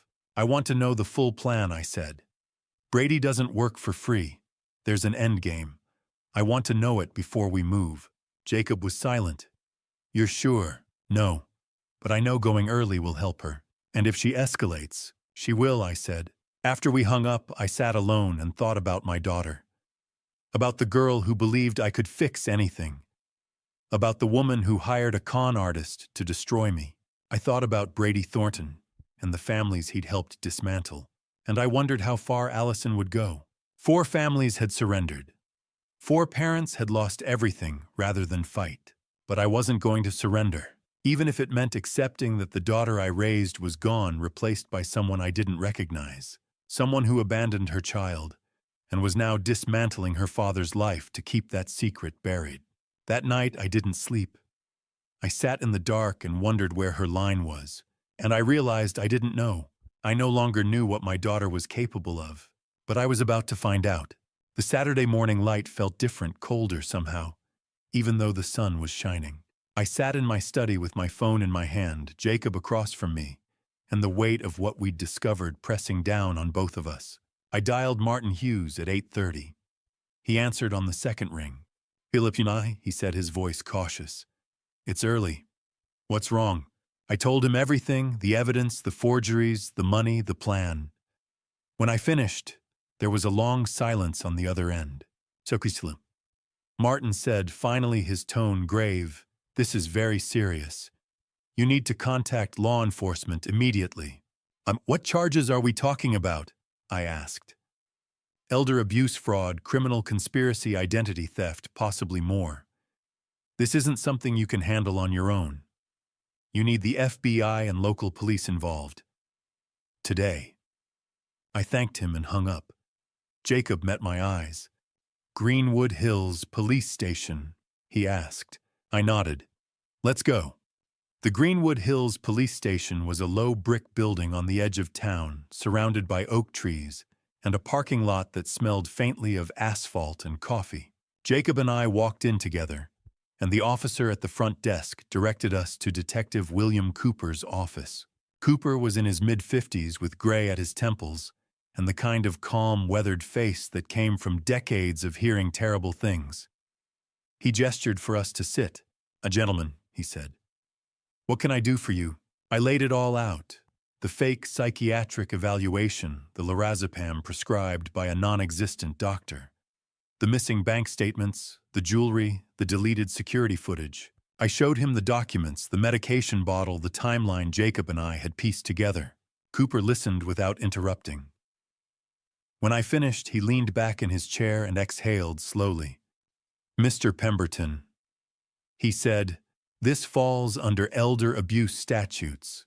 It's also financial exploitation, and given the scope of what you're describing, I'm going to need to bring in the FBI." "And the FBI?" Jacob asked. Cooper nodded. "They have a dedicated unit for elder justice cases. This isn't just theft, it's systematic. Give me a moment." He picked up his phone and made a call. 20 minutes later, a man in a dark suit walked into the office. "Special Agent Spencer Torres," he said, shaking my hand. His grip was firm, his eyes sharp. "FBI Elder Justice Initiative." Detective Cooper briefed me. "Mr. Pemberton, we take these cases very seriously." I handed him the evidence, the bank statements, showing the unauthorized transfers, the fake evaluation, the bottle of lorazepam, and the background report Jacob had compiled. Torres studied each document carefully. When he looked up, his expression was grim. "We need to build a case," he said. "That means gathering more evidence, preferably in real time. Mr. Pemberton, would you be willing to help us collect recorded evidence?" I stared at him. "You want me to record my own daughter?" "If you're willing," Torres said evenly. "We need her to admit what she's doing. A confession on tape would be invaluable." The words hit me like a punch. I'd known this was coming, but hearing it out loud made it real. Jacob leaned forward. "What about Clara?" he asked. "She's 7 years old. She can't be dragged into this." Torres met his gaze. "We'll protect the child. Our priority is stopping the people doing harm. If Clara is safe with you, we'll make sure she stays that way." "And Brady Thornton?" I asked. Cooper spoke up. "We're already looking into him. If what you've told us is accurate, he's done this before. We'll investigate him separately. Torres pulled out a folder and slid it across the desk. Here's what I'm proposing. You meet with your daughter again somewhere neutral, somewhere we can monitor. You wear a wire. You get her talking. If she admits to any part of this, the forgeries, the medications, the money we move in, I looked down at the folder. Inside were consent forms, legal disclaimers, instructions for wearing a recording device. You'd be helping us not just with your case, Torres added, but potentially with others. People like Brady Thornton prey on vulnerable individuals. If we can tie him to this, we can shut him down. Jacob looked at me. Philip, you don't have to do this. But I did. I knew I did. When can I asked? As soon as you're ready, Torres said. We'll set it up, brief you on what to say, and monitor everything in real time. You won't be alone. I nodded slowly. Then let's do it. Cooper stood and shook my hand. You're doing the right thing, Mr. Pemberton. Torres handed me a business card. Call me when you're ready to set up the meeting. We'll take it from there. Jacob and I walked out of the police station into the bright morning sunlight. My hands were shaking. You okay? Jacob asked. I wasn't sure how to answer. I felt a strange mixture of relief and dread relief that I was no longer facing this alone, that people with authority and resources were finally involved, but also dread, because I knew what came next would tear my family apart. I don't know, I said finally. But we're doing this for Clara, for Marianne, for everyone Allison and Brady have hurt. Jacob nodded. Then we'll see it through. We climbed into his car, and as we drove back toward Greenwood Hills, I couldn't shake the feeling that I'd just crossed a line I could never uncross. The authorities were involved now. There was no going back. And somewhere out there, Allison had no idea what was coming. The FBI moved quickly. By the following Monday afternoon, there were 2 technicians in my study installing surveillance equipment, a camera hidden in the bookshelf microphones in the smoke detectors, and a small recording device I'd wear clipped to my belt whenever Allison came by. It's voice-activated, Special Agent Torres explained, showing me the device. You won't have to do anything except talk. We'll be monitoring remotely. Jacob stood near the window, arms crossed. And if something goes wrong, we'll have a team nearby at all times, Torres assured him. Mr. Pemberton won't be in danger. I wasn't so sure about that, but I nodded anyway. Day 1, Monday evening. Allison arrived at 6:30 unannounced as usual. I heard her car in the driveway and felt the small recorder press against my ribs beneath my sweater. She let herself in with her key. Hi, Dad, she said, breezing into the living room. Her tone was light, but her eyes were calculating. I wanted to check in on you. I'm fine, I said carefully. She sat down across from me, folding her hands in her lap. Actually, I've been thinking. You're getting older. Living alone in this big house, it's not safe. I'm perfectly capable of taking care of myself. And are you? She tilted her head as if genuinely concerned. Dad, I think it might be time to consider an assisted living facility. Somewhere with staff. People who can keep an eye on you. The words felt rehearsed. I forced myself to stay calm. Why would I need that? Because you're 70 years old, she said, leaning forward. And Dr. Thornton seems to think it would be in your best interest. There it was. Brady's name spoken aloud. I see, I said quietly. Allison smiled. Just think about it, okay? She left 10 minutes later. As soon as the door closed, Torres called. We got it, he said. She mentioned Thornton. That ties her to him directly. Day 3, Wednesday afternoon. FBI surveillance tracked Allison to a small cafe on the north side of town. Brady Thornton met her there at 2 o'clock. I wasn't present, but Torres called me afterward with the details. We couldn't get audio, he explained. But we had a lip reader analyze the footage. Your daughter told Thornton the old man won't cooperate. Thornton replied, we need to push harder. Get him committed to a psych facility. I felt sick. They're escalating, Torres continued. That's good for us. Means they're desperate. Day 5, Friday morning. Torres had instructed me to fake a medical episode, something believable, but not dangerous. Something that would prompt Allison to act. So on Friday morning I called her. Allison, I said, letting my voice waver slightly. I'm not feeling well. She arrived within 20 minutes. I was sitting in the living room when she walked in, clutching my chest theatrically. "My dad," she said sharply. "What's wrong?" "I don't know," I said. "Dizzy, my chest." She didn't hesitate. She pulled out her phone and called 911. The paramedics arrived 12 minutes later. They checked my vitals and loaded me onto a stretcher. Allison rode with me to the hospital, her face tight with what might have been concern or frustration. At the ER, the attending physician ran tests. "Mr. Pemberton," he said finally, "you're perfectly fine. All your vitals are normal." Allison's expression hardened, but he collapsed. There's no medical indication of that," the doctor said gently. Allison stared at me. For just a moment, I saw something cold flicker across her face. On the drive home, she didn't say a word. Day 7, Sunday evening. Torres called me that night. "We have enough surveillance footage," he said. "The cafe meeting the hospital incident, the recordings from your house, it all paints a clear picture. But we need one more thing." "What?" "A direct threat, or a demand. Something explicit that we can use in court. Right now, everything's circumstantial. We need her to make a move." "How do I get her to do that?" "Let's invite her over," Torres said. "Tell her you're ready to discuss arrangements for your future. Make it sound like you're giving in. She'll think she's won. That's when people get careless." I took a breath. And then we move in. I sent Allison a text message that night. "Can we talk? I'm ready to discuss my future." She replied within seconds. "Friday morning, 10 a.m. We'll settle this once and for all." I stared at the screen. Friday. 5 days away. 5 days for her to plan whatever she was planning. Jacob came by late that evening. We sat in the study, neither of us saying much. "You ready for this?" he asked finally. "I have to be," I said. Jacob nodded. "Then we'll be ready too."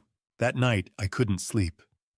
I kept thinking about Allison as a child, the way she used to hold my hand, the way she'd laugh at my terrible jokes.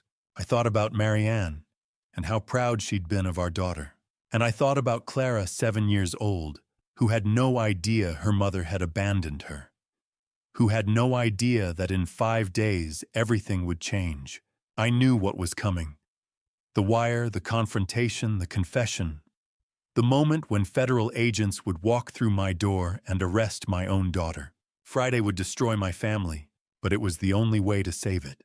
I told myself that over and over as I lay in the dark waiting for morning. Because if I didn't believe it, I wasn't sure I could go through with what came next. Thursday afternoon felt wrong from the moment Jacob called me. "Philip," he said, his voice tight with panic.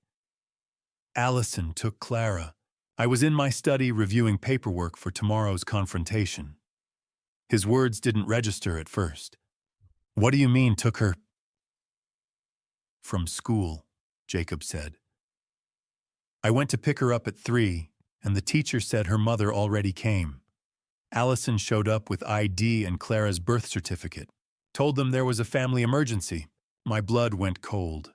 "Where is she now?" "I don't know," Jacob said. "I'm calling Torres." "Do it," I said, "now." Special Agent Torres called me back 20 minutes later. "We're aware of the situation," he said. "Legally, Allison is Clara's biological mother. She has parental rights. Unless there's an immediate threat to the child's safety, we can't intervene. She abandoned Clara 7 years ago." I said, my voice rising. "She has no right." Mr. Pemberton, I understand your frustration, but this is a custody matter, not a criminal one.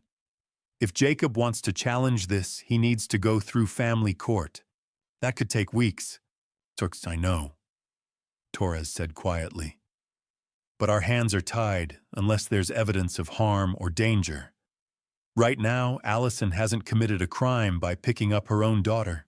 I wanted to throw the phone across the room. Where would she take her? I asked. Most likely her apartment, Torres said. We're sending officers to do a welfare check right now.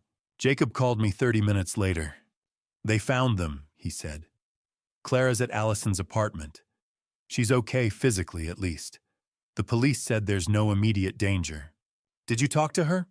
For 2 minutes, Jacob said, his voice breaking.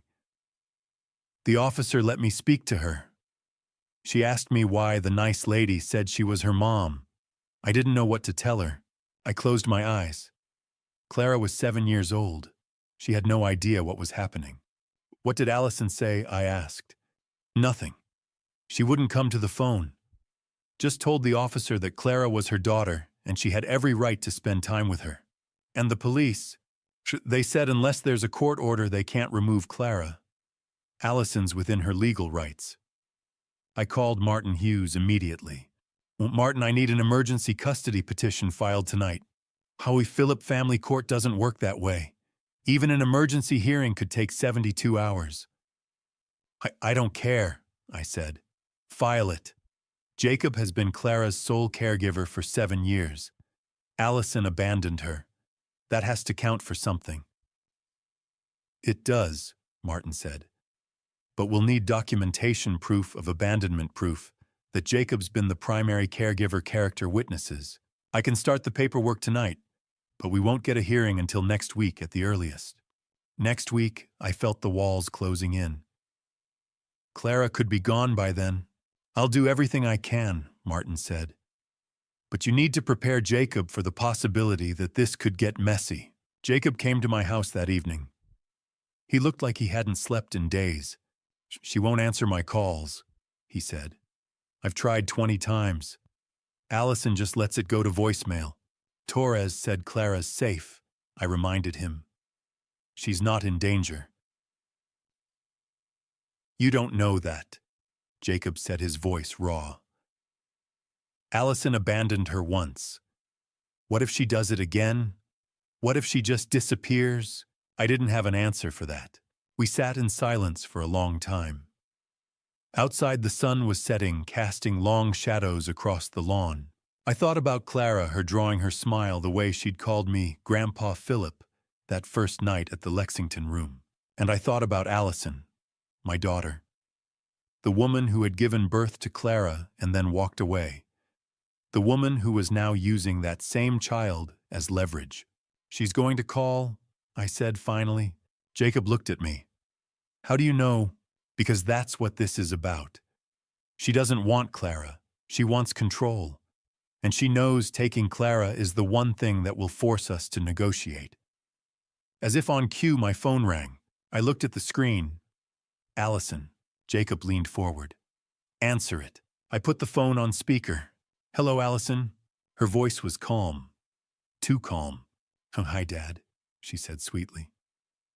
I thought we should talk. Where's Clara? She's fine. She's watching a movie. We had pizza for dinner. She's a sweet kid. I can see why Jacob's so attached. My jaw tightened. What do you want? I want to settle this, Allison said. All of it. Tomorrow. You, me, and the future of this family. Is that a threat? It's an invitation, she said. 10 a.m., your house. We'll discuss Clara. We'll discuss your estate. And we'll come to an agreement. And if I refuse, there was a pause. Then Allison's voice turned cold. Then I disappear with Clara. And you'll never see either of us again. The line went dead. Jacob stared at me, his face pale. She's serious, he said. I know. What do we do? I looked at the phone in my hand. Tomorrow was supposed to be the confrontation, the wire, the confession, the moment when everything came crashing down on Allison. But now she'd changed the game. Now Clara was in the middle of it. We go through with it, I said quietly. Torres will be monitoring. If Allison makes a single threat, if she admits to anything on tape, they move in, and then we get Clara back.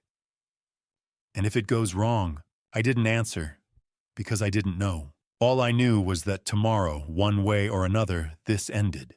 That night, I lay awake in the dark, thinking about the last time I'd felt this helpless. It was 3 years ago, sitting beside Marianne's hospital bed, watching her slip away. I'd failed her. I hadn't been able to save her. But I wouldn't fail Clara. Tomorrow I'd face my daughter. I'd wear the wire. I'd say whatever I had to say to get her to confess. And when it was over, Clara would be safe. I had to believe that. Because if I didn't, I wasn't sure I could go through with it. Friday morning arrived cold and clear.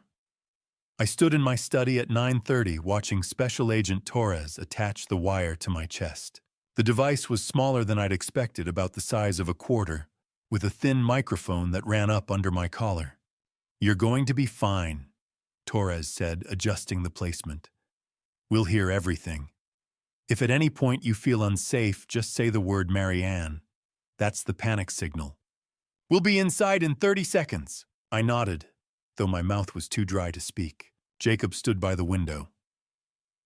He hadn't said much all morning. Detective Cooper was already outside in the surveillance van parked 2 blocks away, with a clear line of sight to the house. "Remember," Torres said, "let her talk. Don't push too hard. If she feels cornered, she'll shut down. We need her to admit what she's planning, ideally with specifics. The transfer of assets, the fake medical evaluation, the threats. Anything that ties her to Brady Thornton." "And Clara?" I asked. "We have officers monitoring Allison's apartment," Torres said. "If Clara's there, we'll know. But right now, our priority is getting this confession on tape." At 9:55, Torres and Jacob left through the back door. I heard the van door close in the distance. I was alone. Allison arrived at exactly 10 o'clock. I heard her car in the driveway, the sound of her heels on the front steps. She let herself in with her key, just like she always did. "Det," she called out, "in here." I said, my voice steadier than I felt. She walked into the living room, looking calm and composed. She was wearing a tailored blazer and carrying a leather folder. Everything about her screamed control. "Good morning," she said, sitting down across from me without waiting for an invitation. "Where's Clara?" I asked. "She's safe," Allison said smoothly. "With a friend. We can talk about her later. I want to see her." "And you will," Allison said, "after we finish our conversation. Now sit down." I sat. Allison opened the folder and pulled out several documents. "I've been very patient with you, Dad. But you're making this harder than it needs to be." "Making what harder?" "Your transition," she said, "into assisted living. It's time." "I don't need assisted living." "Dr. Thornton disagrees," Allison said. "In fact, he's prepared to testify in court that you're a danger to yourself, that you're no longer competent to manage your own affairs." "Brady Thornton isn't a real doctor," I said carefully. Allison smiled. It didn't reach her eyes. "The court won't know that," she said. "All they'll see is a licensed medical professional raising concerns about an elderly man living alone. A man who's been experiencing memory lapses, confusion, paranoia. A man who needs help. What do you want, Allison?" She leaned forward, her expression hardening. "I want you to sign power of attorney," she said. "Full and irrevocable. And I want you to transfer controlling interest in Pemberton Holdings to me. And if I refuse, then I take Clara and disappear," Allison said coldly. "Again. And this time you'll never find us. I've done it before, Dad. I can do it again." My chest tightened. The wire pressed against my ribs. "You're using your own daughter as leverage," I asked. "She's insurance," Allison said. "A guarantee that you'll cooperate." "What happened to you?" I asked quietly. "How did you become this person?" For just a moment something flickered across her face, something raw and wounded. You did this," she said. "You and Mom. Always so perfect. Always so focused on your precious company, your legacy. I was invisible." "That's not true." How isn't it? Allison's voice rose. After Mom died, you didn't look at me once. Not once. I was grieving too, Dad. But all you cared about was your own pain. I'm sorry, I said, and I meant it. But this isn't the way to fix it. This isn't about fixing anything, Allison said, standing up. This is about survival. Mine and Clara's. You sign the papers by Monday, or I'm gone. For good. She walked toward the door, then stopped and turned back. Oh, and Dad, if you try to stop me, I'll make sure everyone knows what kind of man you really are. Unfit, incompetent, dangerous. Think about that. She opened the door. Allison, I said. She paused. Clara deserves better than this, I said. Better than you running. Better than being used as a pawn. Allison's face went cold. Clara will have everything I never did, she said. Money, freedom, a life that's actually hers. And what about a mother who stays? The question hung in the air between us. Allison's jaw tightened. Sign the papers, Dad. Monday, noon, or lose everything. She walked out. The door closed behind her. For a long moment, I just sat there, my heart pounding. Then Torres's voice crackled in my earpiece. We got her, he said. Every word. Philip, you did it. 4 hours after the recording, I sat in the FBI surveillance van with Jacob watching everything unfold on a bank of monitors. Special Agent Torres had insisted we stay back for safety reasons, he'd said. But I think he knew I needed to see this happen. I needed to know it was real. On the center screen, 2 FBI agents approached the glass doors of Brady Thornton's office building downtown. Torres and Detective Cooper led the team flanked by 4 uniformed officers. Jacob leaned forward, his hands clenched. They're really doing this. Yes, I said quietly. They are. The receptionist at Brady's office looked up as the agents entered. She was young, probably in her 20s, and her smile faltered the moment she saw the badges. Can I help you? She asked nervously. Torres held up his credentials. FBI. We need to speak with Dr. Brady Thornton. Do you have an appointment? I know, Torres said. But he'll want to see us. The receptionist picked up the phone, her hands shaking slightly. A moment later, Brady's voice came through the intercom. What's this about elder abuse fraud and conspiracy? Torres said loudly enough for the whole office to hear. You can come out here or we can come in there. There was a pause. Then Brady emerged from his office, his face composed, but his eyes sharp with calculation. I'm not sure what you think you have, Brady said smoothly, but I'm a licensed mental health professional. Anything between me and my clients is confidential. Cooper stepped forward. You're not licensed, Mr. Thornton. You dropped out of medical school in 2018, which means you have no doctor-patient privilege to hide behind. Brady's composure slipped for just a second. I'd like to call my lawyer. You can do that from the station, Torres said. He nodded to the officers. Brady Thornton, you're under arrest for elder abuse fraud and conspiracy to commit identity theft. The officers moved in. Brady didn't resist, but his jaw tightened as they cuffed his hands behind his back. You have the right to remain silent. Cooper began reading him his Miranda rights as they let him out. Jacob exhaled beside me. 1 down. 1 to go, I said. On the second monitor, a police cruiser pulled up outside Allison's apartment building. 2 officers got out and walked up the stairs to the 3rd floor.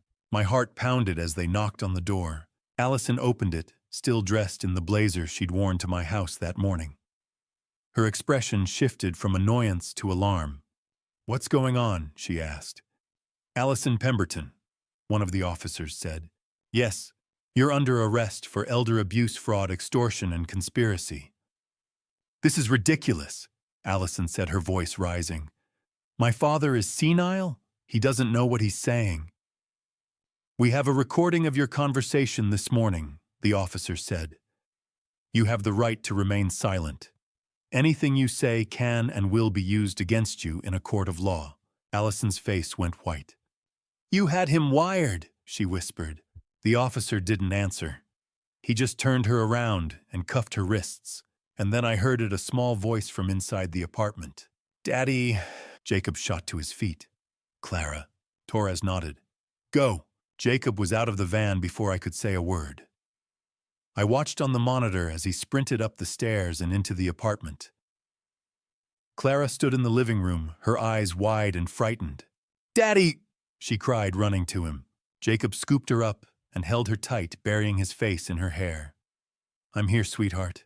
You're safe now." "Why are they taking that lady away?" Clara asked, her voice small. "It's okay." Jacob said, his voice breaking. "You're coming home with me." One of the officers spoke quietly to Jacob, confirming that Clara was unharmed and that she could leave with him immediately. Jacob nodded, still holding Clara like he'd never let go. On the monitor, Allison was being led down the stairs in handcuffs. She didn't look back. I sat in the van for a long time after the monitors went dark. Torres had stepped outside to coordinate with the officers transporting Brady and Allison to the station. The van was quiet except for the hum of the equipment. I thought about the last time I'd seen Allison without anger or fear clouding my vision.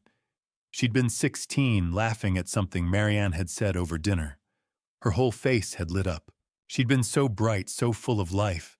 Where had that girl gone? Jacob climbed back into the van, Clara asleep in his arms. She looked so small, her face pressed against his shoulder. "She okay?" I asked. "She's exhausted," Jacob said. "But she's okay." I reached out and gently touched Clara's hair. She stirred slightly, but didn't wake. "Thank you," Jacob said quietly. "For everything. For believing me. For fighting for her." "She's my granddaughter," I said. "I'd do anything for her." Jacob nodded. "I know." Torres came back a few minutes later. "Thornton and Allison are both in custody. They'll be arraigned on Monday. Given the evidence, I don't expect either of them to make bail." "What happens now?" I asked. "Now we build the case," Torres said. "Testimonies, financials, the recording. It'll take a few months, but we'll get convictions." And Clara. "Yeah, Jacob has full physical custody," Torres said. "Allison's parental rights will likely be terminated given the circumstances. But that's up to the family court judge." I looked at Clara, still asleep in Jacob's arms. She had no idea how close she'd come to disappearing forever.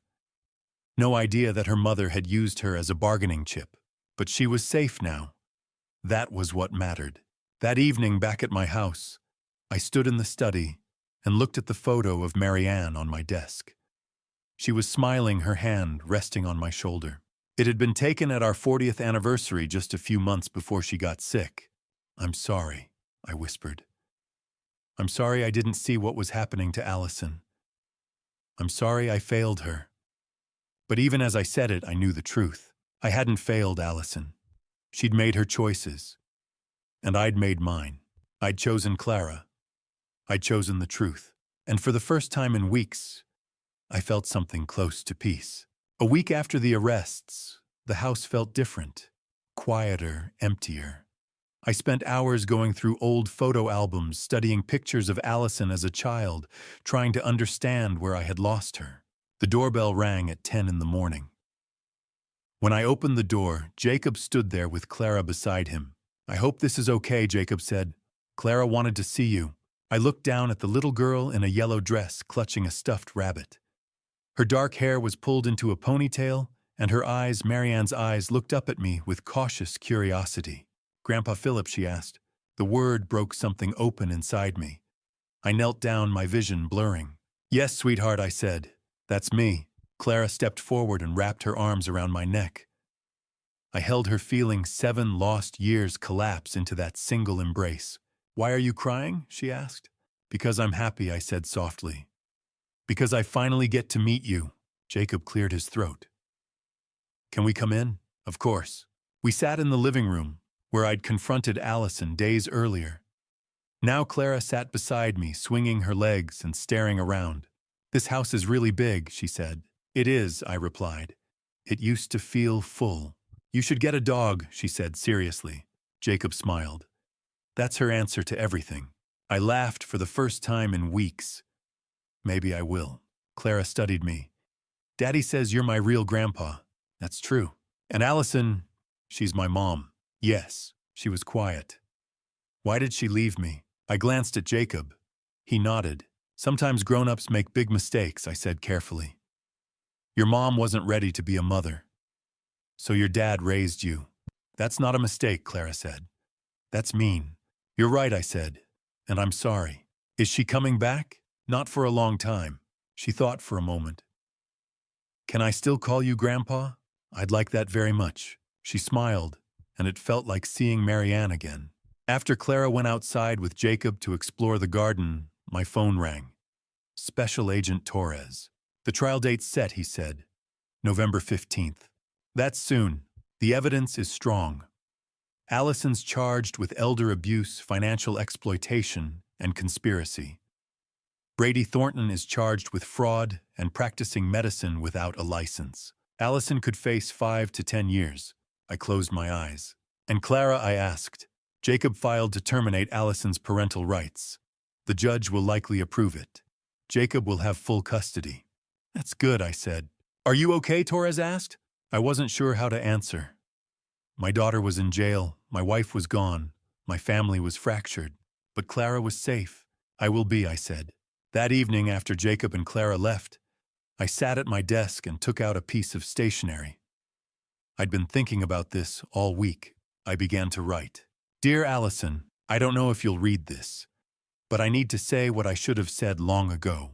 I failed you. After your mother died, I was lost in my own grief and didn't see yours. I didn't see how alone you felt. For that, I am truly sorry. But what you did to me, to Jacob, to Clara was your choice. And now you must live with it. Clara is safe. She is loved. I will make sure she never feels invisible. I hope someday you understand what you threw away, but I will not let Clara suffer for your mistakes. Dad, I sealed the envelope and addressed it to the correctional facility where Allison was being held. I didn't know if she would respond, but I had said what I needed to say. That night, I stood in the guest room overlooking the garden. Jacob had mentioned Clara loved yellow, so I'd already ordered paint and curtains. She would live with Jacob, but she would have a room here too, a place where she belonged. I looked out at the darkening sky and thought of Marianne, of how much she would have loved Clara. I'll do better this time, I whispered, and I meant it. The courtroom was packed on November 15th. I sat in the gallery beside Jacob, my hands folded in my lap, watching as they led Allison in. She wore a navy blazer and kept her eyes fixed on the floor. She didn't look at me once. Brady Thornton sat at the defense table beside his attorney, his expression carefully neutral. But I could see the tension in his jaw, the way his fingers drummed against the wood. The prosecutor presented the evidence methodically, the recordings, the bank statements, Brady's fraudulent credentials, the fake psychiatric evaluation. Each piece built on the last, constructing an undeniable picture of conspiracy and abuse. Allison's attorney tried to argue that she'd been acting out of misguided concern for my well-being, that she'd only wanted to protect me. The judge wasn't convinced. Brady took the stand and threw Allison under the bus without hesitation. She paid me to falsify the evaluation, he said. She told me exactly what to write. Allison's face crumpled, but she didn't speak. When the verdict came, it was swift. Guilty on all counts. Both of them. The judge handed down the sentences: 7 years for Allison, 10 for Brady. Allison collapsed into her chair, her shoulders shaking with silent sobs. I watched her, my daughter, my only child, and felt something break inside me that I knew would never fully heal. December 2024, I drove to the Washington State Correctional Facility on a cold Tuesday morning, a month after the trial. The building was gray and institutional, surrounded by high fences and razor wire. I went through security, surrendered my belongings, and was led to a visitation room divided by thick plexiglass panels. I sat down and waited. When Allison walked in, I barely recognized her. She'd lost weight. Her hair was pulled back in a tight bun, and she wore the standard orange jumpsuit. She sat down across from me and picked up the phone. I did the same. "Hi, Dad," she said quietly. "Hi." We sat in silence for a moment. "I got your letter," she said finally. "Did you read it?" "Yes." And Allison's eyes filled with tears. "I don't know what you want me to say. I want you to tell me if you meant it," I said. "Your apology. Was it real?" She looked down. "I don't know. I wanted to hurt you. For a long time I wanted that. Why? Because you hurt me first," she said, her voice breaking. "When Mom died, you forgot I existed. You were so wrapped up in your own grief that you didn't see mine." "I know," I said. "And I'm sorry. Sorry doesn't change anything." "Maybe not," I said. "But I want to try." Allison looked up. "Try what?" "To be your father again, if you'll let me." She stared at me for a long moment, searching my face for something, sincerity maybe, or proof that I meant it. "What about Clara?" she asked. "She's safe. Jacob's a good father. Does she hate me?" "No," I said. "She's confused, but she doesn't hate you." Allison's tears spilled over. "Will you bring her to see me?"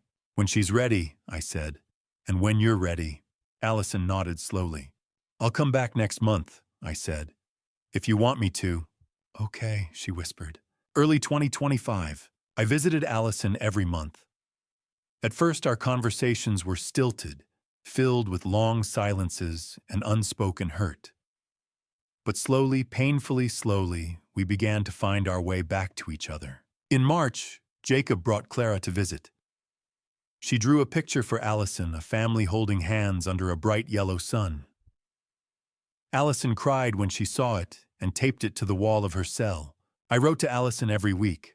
Sometimes she wrote back, sometimes she didn't. But I kept writing anyway. She started attending therapy sessions offered by the prison. She told me it was helping, that she was beginning to understand why she'd made the choices she had. I set up a trust fund for Clara's education. Jacob and I became close friends, something I never would have predicted that rainy night at the Lexington room. Clara started calling me Grandpa Phil. It made me smile every time. Thanksgiving 2025.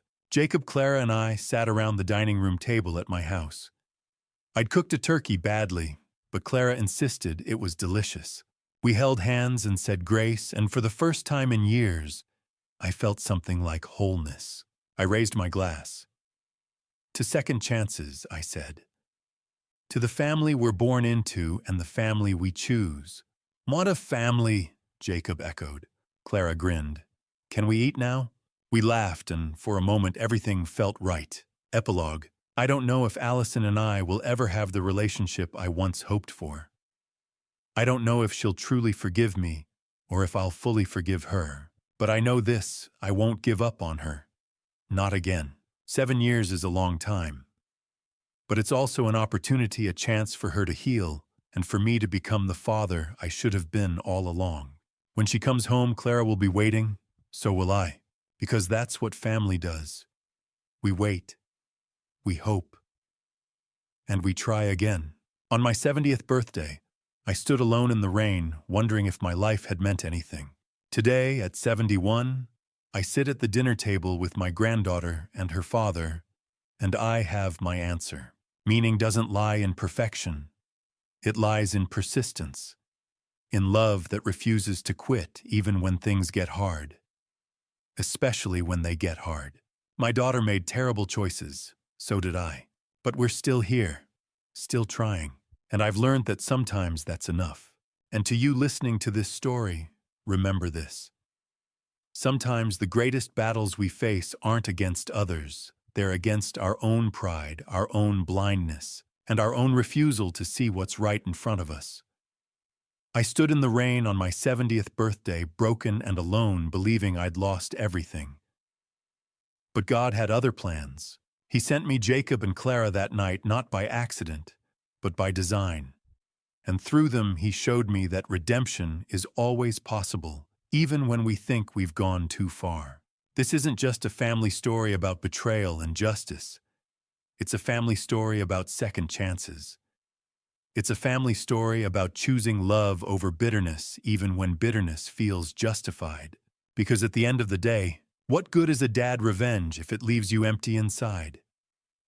What good is winning if you've lost your soul in the process?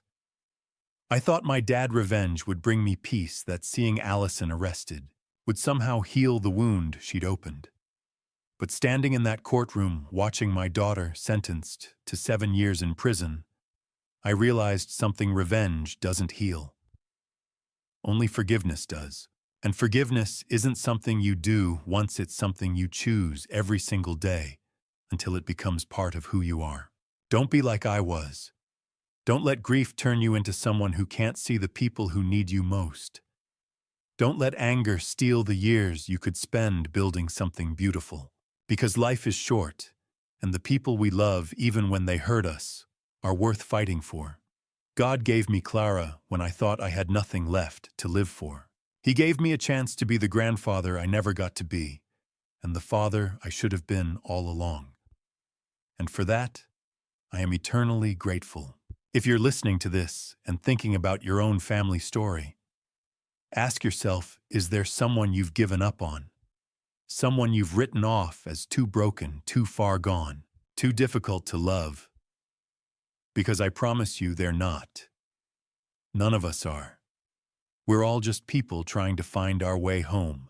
And sometimes home is the place we have to build from scratch. One conversation, one visit, one act of grace at a time. So here's my advice: don't wait.